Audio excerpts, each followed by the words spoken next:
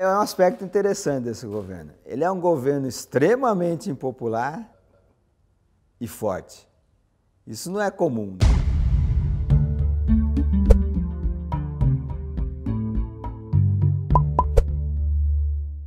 O Brasil conversa hoje com o cientista político Rubens Figueiredo. Rubens, o brasileiro nunca odiou tanto os políticos, mas ao mesmo tempo nunca conversou tanto sobre política. Essa politização da sociedade, no entanto, não se traduz na qualidade do voto e nem na qualidade dos candidatos, né? Como é que você está vendo esse momento atual da política brasileira? Olha, na verdade, a nossa opinião pública passou por alguns momentos muito ruins. Então, a opinião pública brasileira, o eleitor brasileiro, do modo geral, está azedo. Em 2013, as pessoas foram para a rua e ninguém conseguiu prever nada parecido com aquilo meses antes ou dias antes. Quer dizer, foi uma explosão espontânea de uma insatisfação basicamente com a representação política.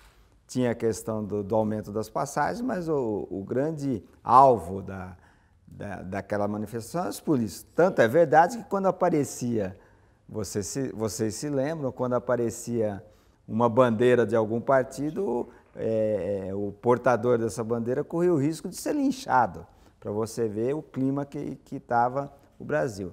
Depois disso, o Brasil elegeu a Dilma Rousseff, que apostou uma coisa, que propôs para o eleitorado um projeto e fez exatamente o contrário quando assumiu. Depois disso teve o impeachment, depois o governo Temer com esse assunto do Joesley. Então é muito estímulo político e muito estímulo ruim. Isso gera esse clima de profunda descrença na política, nas instituições políticas.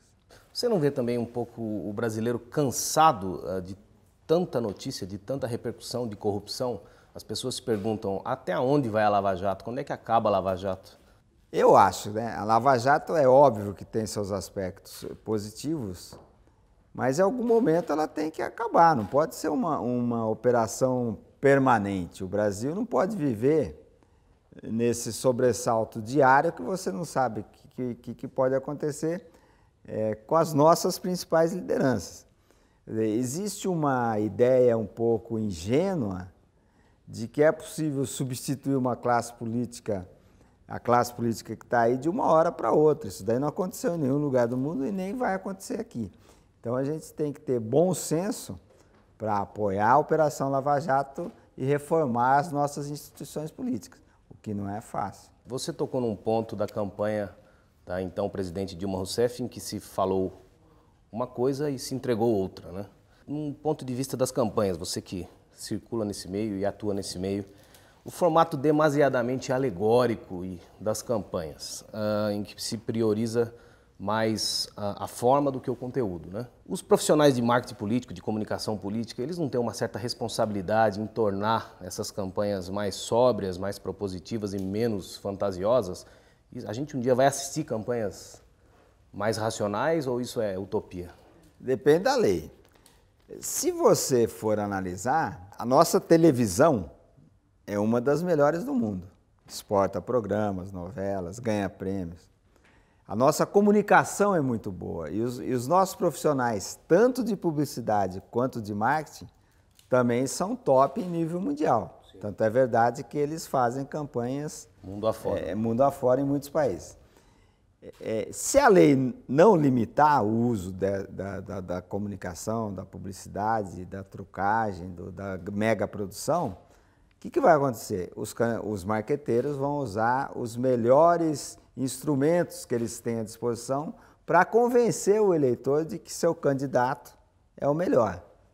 E então você vê coisas como aquele comercial do Banco Central, no qual a comida saía do prato do brasileiro, caso era o que eles falavam, o Banco Central fosse independente. Então você tem, para uma população, para um eleitorado muito pouco escolarizado, esse tipo de propaganda, de publicidade tem um efeito grande. Toca na vida desse eleitor, né?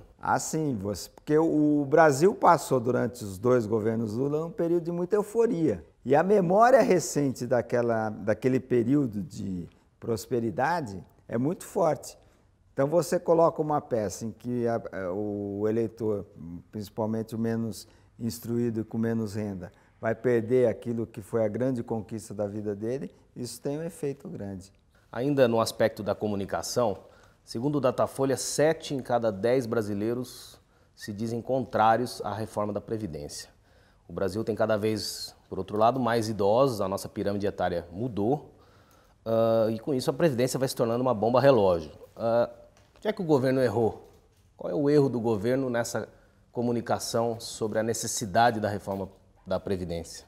Olha, o governo errou primeiro porque ele não dramatizou o que era necessário para você tentar, não convencer as pessoas, mas tentar fazer com que as pessoas olhassem para a reforma da Previdência com um pouco mais de carinho, com um pouco mais de atenção. E o governo deveria ter vendido a reforma da Previdência como uma reforma que vai acabar com os privilégios das megas aposentadorias dos integrantes do setor público. Não foi isso que aconteceu. E as corporações que são mais organizadas, têm maior poder de verbalização e de comunicação, porque são financiadas com muito dinheiro, elas conseguiram passar para a sociedade que quem ia perder eram os pobres. Então ficaram a grande massa de brasileiros que tem uma renda baixa contra a reforma da Previdência, acreditando que a reforma iria prejudicar, e os setores organizados que estão no topo da pirâmide de renda também contra, fazendo essa campanha. Agora, a reforma é fundamental para o Brasil, né? Você vê o que aconteceu em Portugal, na Grécia, onde eles foram obrigados a cortar os benefícios. Então, é preciso vender melhor isso, porque vai ser um avanço. Estima-se que em 10 anos haverá uma economia de 600 bilhões de reais caso a reforma passe do jeito que está. Agora, é um desafio para o governo também a comunicação, né? No sentido dessa rejeição do presidente Temer. Como é que o governo consegue calibrar a dose de propaganda nesse momento? Convém falar muito ou falar pouco e é melhor negociar com o Congresso do que negociar com a sociedade? É um aspecto interessante desse governo. Ele é um governo extremamente impopular e forte. Isso não é comum, né? Você tem o governo popular e forte, o impopular e fraco. Agora, o impopular e forte não é muito comum. A força desse governo não deriva da opinião pública. Ela advém da capacidade que o presidente tem de montar uma grande coligação no Congresso Nacional. Para você ter uma ideia, o Lula, com 82% de aprovação, de ótimo e bom, e o Fernando Henrique, logo depois de implementar o Plano Real e assumir a presidência, não foram capazes de montar uma base no Congresso tão ampla. Então, desse ponto de vista, a grande força do governo vem daí. Sim. E a comunicação será tanto melhor quanto a vida dos brasileiros começar a melhorar. Porque numa crise dessa, com 13 milhões de desempregados, a comunicação pode ajudar um pouquinho, mas jamais vai conseguir fazer com que a elevação da aprovação seja muito grande. A comunicação acaba sendo afetada pela impopularidade do governo. Mas tem muita coisa que pode melhorar. Por exemplo, a Petrobras, ela saiu do fundo do poço, do lodo, da lama e começou a se recuperar. Sim. Quer dizer, você tem maneiras de você mostrar como a Petrobras foi bem gerida durante esse período do governo Temer. E a propaganda da Petrobras é algo conceitual, um negócio olhando para o futuro. Tinha que mostrar dados concretos de que a empresa melhorou, e isso é fruto de uma gestão que acabou com a corrupção e fez uma administração profissional na estatal. Deveria ser mais factual. Mais factual, mostrando dados que a população acredita, né? Olha, a Petrobras valia tanto, hoje vale muito mais por causa dessa nova maneira de gerir. Eu tenho um pouco de dúvida se o governo Temer será tão mal avaliado em 2018, né? Se a gente vir examinar o que tem acontecido na economia, a inflação nunca, desde 99, a inflação nunca foi tão baixa. Nós temos 4 meses seguidos de saldo no emprego. Os juros devem bater 7,5%, 7% no final do ano, os investimentos estão voltando. Então, deve ter uma situação um pouco melhor com as reformas, essas reformas saírem. É lógico que a esquerda vai colocar que isso foi contra o trabalhador, foi contra as conquistas, mas se a vida real estiver melhorando, eu acho que não vai ser tão ruim ter ficado do lado do governo nesse período. Agora, a votação do relatório que pediu o arquivamento da denúncia contra o presidente Temer, o tamanho das reformas que virão por aí, estão relacionadas ao volume de apoio que o presidente Eu acho vai que conseguir? aí são duas questões. Quando você coloca em pauta uma votação como essa, que diz respeito ao destino de um presidente da República, um pouco tempo depois da presidente eleita ter sofrido impeachment, e com uma visibilidade total para a opinião pública e numa uma coisa mais emocional, isso é um dado, é uma situação. Quando você discute para aprovar uma reforma da Previdência, que é algo mais técnico, que não tem a mesma exposição, mesma visibilidade, não tem tanta emoção, embora tenha muito interesse, é outra situação.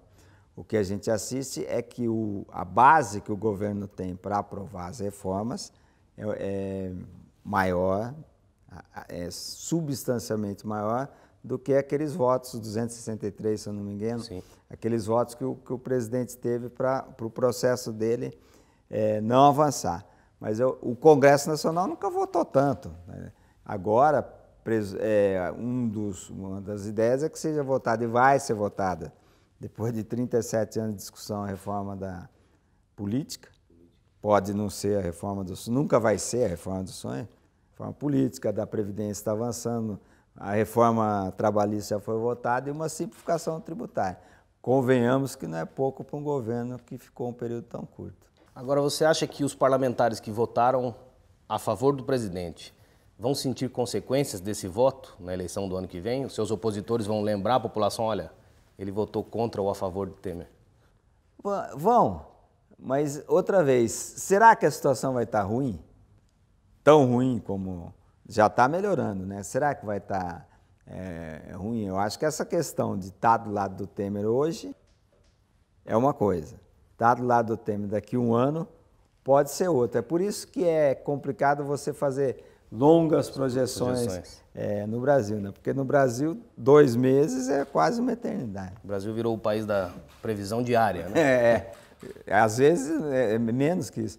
Eu lembro, eu estava quando o Lula foi nomeado para chefe da Casa Civil, eu estava dando uma entrevista numa televisão, a hora que eu saí, a Justiça já suspendeu a nomeação, quer dizer, de 10 em 10 minutos você tem uma situação muito diferente devido aos turbo-acontecimentos, né, como eu chamo. Quer dizer, a depender do desempenho do presidente, estar em 2018 ao lado dele talvez seja também positivo. Pode ser positivo. Para um candidato ao Pode parlamento. ser positivo se a situação da economia melhorar. Agora, migrando para a reforma política, Rubens, é muito difícil a gente admitir que um sistema que vive se protegendo, agindo para se preservar ali no poder, consiga se autorreformar. Como é que você vê essa reforma política? Ela vai ser uma reforma política de fato ou simplesmente vão surgir ali do texto final algumas alterações no âmbito eleitoral? Nós temos no Brasil um pouco da mania brasileira exagerada, né? Da reforma revolucionária. Quer dizer, a gente criaria uma engenharia institucional que condicionaria o comportamento dos políticos em função da excelência do arranjo que os próprios políticos conseguiriam montar. Isso daí não aconteceu em nenhum lugar do mundo, nem vai acontecer aqui. O que a gente pode fazer, e é isso que vem acontecendo no Brasil, é fazer evoluir o sistema político. Algum tempo atrás você podia dar brinde em campanha, não pode mais, tinha showmício, não pode mais, você podia pular de partido a hora que você quisesse, não pode mais, você tem a lei da ficha limpa. Então o sistema vem se aperfeiçoando. É óbvio que os políticos, os deputados e senadores não vão votar algo que os prejudique. Isso é do ponto de vista da racionalidade individual, é inquestionável que isso não vai acontecer. Agora, dá para melhorar. Se você aprovar a cláusula de barreira, você diminui o número de agremiações, você aumenta a identidade com o eleitor. Se você proibir a coligação nas eleições proporcionais, você dá mais consistência aos partidos e diminui um pouco a bagunça partidária que o eleitor percebe no sistema. O distritão não é nenhuma... Não é algo que vai resolver nossos problemas, mas como uma regra de transição pode ser interessante, porque tira aquela aberração que é um sujeito com 1.500.000 votos puxar mais 3 ou 4 deputados muito mal votados, piorando qualidade, do parlamento. A qualidade do parlamento, dos representantes. Então, tudo isso são formas de ir avançando. Então, qual a sua opinião sobre a criação desse fundo de quase 4 bi para financiamento das campanhas? Você tem que ter um jeito de financiar. O pior jeito é deixar o financiamento pessoa física, porque isso é você fazer um convite para ilegalidade. Então isso não dá. Não é possível no Brasil um sistema dessa natureza. A sociedade não aceita o financiamento de empresas privadas, não precisa explicar por quê. Sobra o financiamento público. Agora, 3,6, 4 bilhões. Se isso moralizar as campanhas, está bem pago.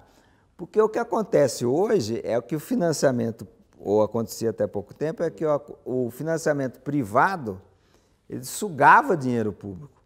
Porque as empreiteiras faziam acordos com os partidos assumiam as grandes empresas e pagavam superfaturado. Se isso diminuir, já é também um avanço. Quer dizer, saía dos próprios cofres públicos. No fim das contas, saía do próprio cofre público. Agora, você tentar explicar isso para um brasileiro que vê todo dia o que acontece em termos de corrupção, é difícil. Então, por isso precisa ter um pouquinho de racionalidade para entender o que está acontecendo. Embora fazer projeção hoje seja um pouco delicado, mas o prefeito João Dória ser recebido a ovadas em Salvador é um termômetro para 2018? O João Dória é um político interessante. Eu acho que a radicalização existe, esse clima de fla-flu impera, e o João Dória também está fazendo questão de se posicionar como anti-PT. Ele percebeu que existe uma rejeição muito grande aos petistas e ao PT. Você não tem uma grande personalidade que faça esse embate, e ele se posicionou como esse político que quer ser personificado como anti-PT. Levou uma ovada e, se ele continuar assim, não vai ser a última.